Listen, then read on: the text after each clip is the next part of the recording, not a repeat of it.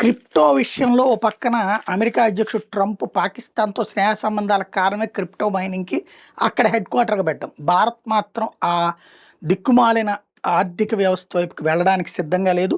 మనం మరింత కఠినం చేస్తున్నాం. డిజిటల్ ఆస్తుల మార్కెట్‌లో చట్టవిరుద్ధ కార్యకలాపాలను తొలగించే ప్రయత్నంలో భాగంగా భారతదేశ ఆర్థిక నిఘా విభాగం క్రిప్టో కరెన్సీ ఎక్స్‌చేంజీల కోసం కఠినమైన కొత్త anti money laundering know your customer ప్రోటోకాల్ని ఆవిష్కరించి వీటిలో ఆన్ బోర్డింగ్ ప్రక్రియ సమయంలో తప్పనిసరిగా లైన్ ఇది లైవ్నెస్ డిటెక్షన్, లైవ్ సెల్ఫీలు, అట్లాగే భౌగోళిక ట్రాకింగ్, జియో ట్యాగింగ్ వంటివి ఉంటున్నాయి.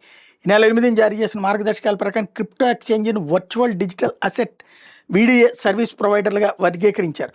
ఇప్పుడు వీడియోలు సాధారణ డాక్యుమెంట్ అప్లోడ్ అనుమతించడంతో పాటు మరిన్ని పనులు కూడా చేయాల్సి ఉంటుంది. కొత్త నిబంధనల ప్రకారం వినియోగదారులు తమ ఉనికిని ధృవీకరించే లైవ్ సెల్ఫీ తీసుకోవాలి. వినియోగదారు ఖాతాను సృష్టించడం ప్రారంభమైన ఖచ్చితమైన అక్షాంశం, రేఖాంశం, తేదీ, సమయముద్ర, ఐపీ చిరునామాను ఎక్స్చేంజీలు నమోదు చేయాల్సి ఉంటుంది.